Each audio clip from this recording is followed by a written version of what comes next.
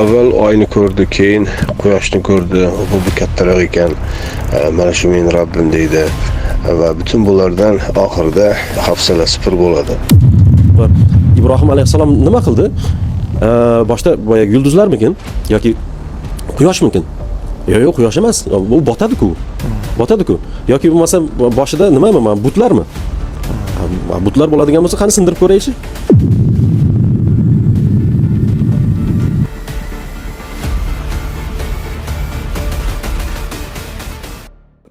Sunnat inkorchilardan Kamol Yo'ldosh degan bitta benasab odam bor, sunnatchining bolasi. Shu Ibrohim alayhissalatu vassalomni Xudoni qidirgan. Yulduzga qarab bu men Robbim bo'lsa kerak, oyga qarab bu men Robbim bo'lsa kerak, quyoshga qarab bu men Robbim bo'lsa kerak deb oldin ya'ni mashtaqa izlagan. Ya'ni mushrik bo'lgan oldin sekin-sekin izlab borib keyin Allohni topgan, keyin deist bo'lgan, hamma dillardan voz kechgan deydi. Sunnat inkorchisining aqliy salohiyati ateistlarga bilan deyarli bir xil. Tushuncha, dunyoqarash shunaqa.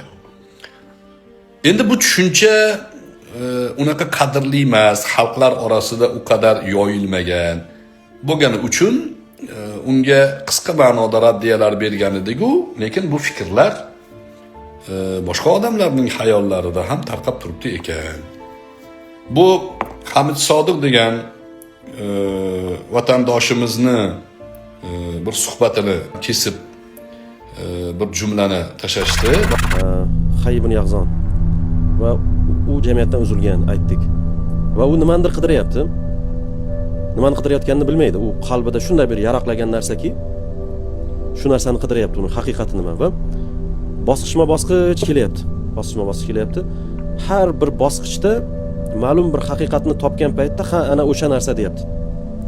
Ha o'sha narsa shu. Lekin biroz shu holatda bo'lib turib, yo unaqa emas ekan deyapti. Va bu payg'ambarlarning otasi bo'lgan Ibrohim alayhissalomda ham xuddi shunaqa kechgan. Ibrohim alayhissalom nima qildi?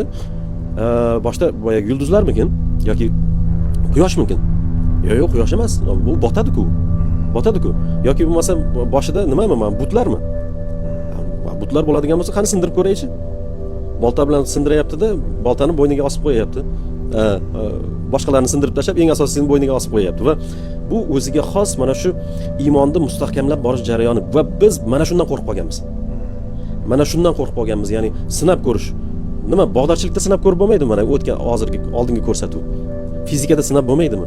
Kimiyada sinab bo'lmaydimi buni? Agar shunday bir ilohiy g'oya bo'ladigan bo'lsa va yuqorida Hay ibn Yaqazonni fizika, biologiya sifatida isbotlarni topyapti deyapti-da, va tekshirib ko'r deyapti.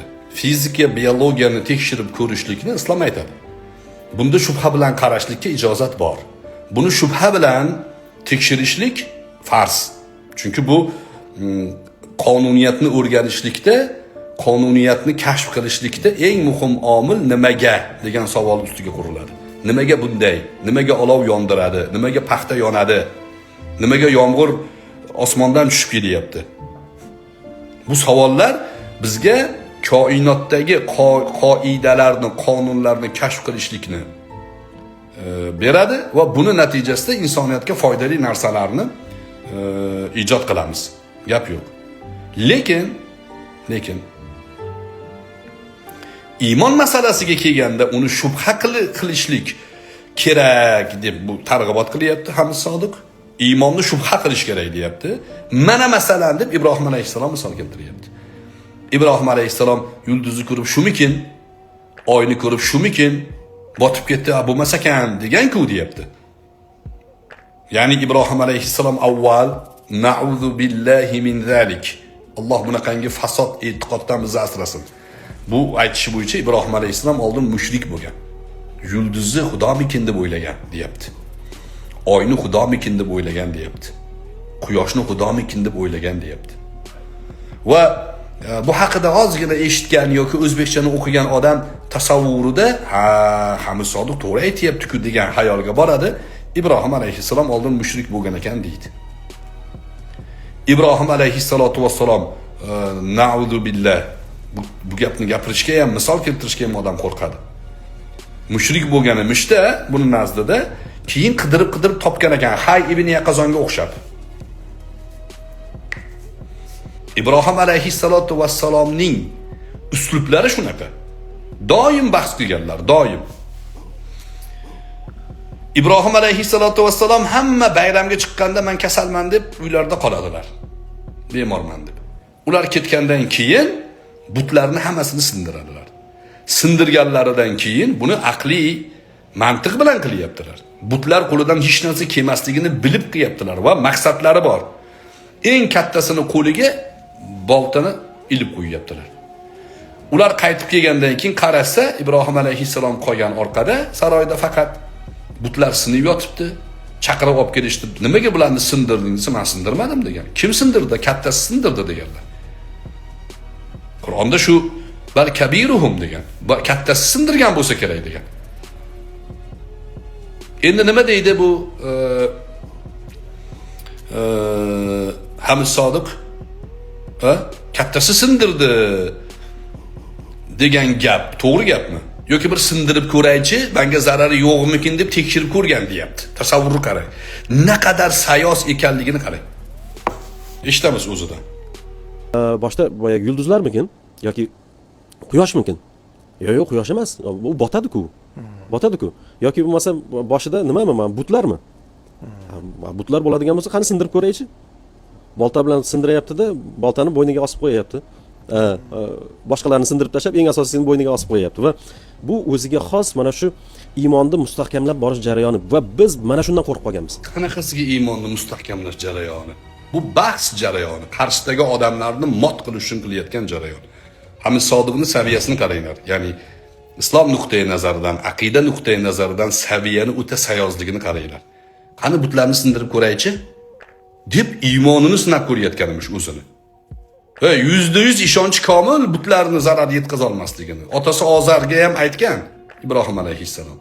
Na eshitmaydigan, na foyda zarari tegmaydigan butlarga sig'inasanmi? Inni ara fi dalalim mubin degan. Men sizni degan ochiq oydin adashlikda ko'ryapman degan. Men sizni ochiq oydin adashgan holingizda ko'ryapman degan.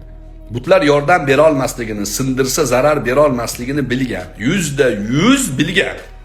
Sindirib ko'raychi, menga zarar deganmi ekan.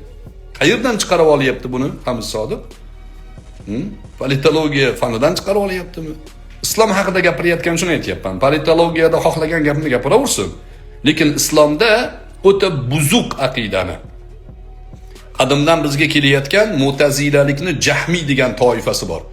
Jahmiylarning fikrlari, tushunchalarini sekin tarqatib yuribdi. O'zi bilmaydi menimcha, chunki islom ma'lumotlaridan ancha uzoq odamlar hayotini islom ma'lumotlarini o'qishga sarflamagan va mushriklar Ibrohim alayhissalomning bu gaplaridan keyin o'zlariga kelishadi. Kulishadi. Haqiqatda deyishadi, bu katta but sindira olmaydi-ku. Sindira olmasa sizlar sig'inyapsizlar-ki bularga deganlar. Bu retorika. Qarshisida turgan odamni muhojja, hujjat bilan ilzom qilish, mot qilib qo'yishlik bobiga kiradi. Mot qilaman deyapti, bu kishi aytayaptilarki, "Yo, sinab ko'ryapti" deyapti. Va sizni deyapti, iymoningizni sinab ko'rishlikdan qo'rqmang deyapti. Shubha qilib ko'ring, Alloh ikkitamikin, uchtamikin, beshtamikin, yulduz meni xudoyimikin deb ko'ravering deyapti. Xudo ikkitamikin deb dunyodan o'tsa odam mushrik holda o'tadi, mushrik abadiyan jahannamga ketadi. Uni qilgan ishlari dunyoni o'zida qoladi. Oxiratda shirki abadiy jahannamga sabab bo'ladi. Bu odamlarni shunga da'vat qilyapti. O'zi bilmagan odam, o'zi bilmagan fandan gapirsa, aljiraydi. Men sar jargon tilida gapirdim-da, Ibn Hajar aytadilarki, kim o'zi bilmagan fandan gapirsa, yati bil ajaib degan. Ajoyib bir narsalarni gapirishni boshlaydi. Hech kim gapirmagan gaplar. Mana ahvol.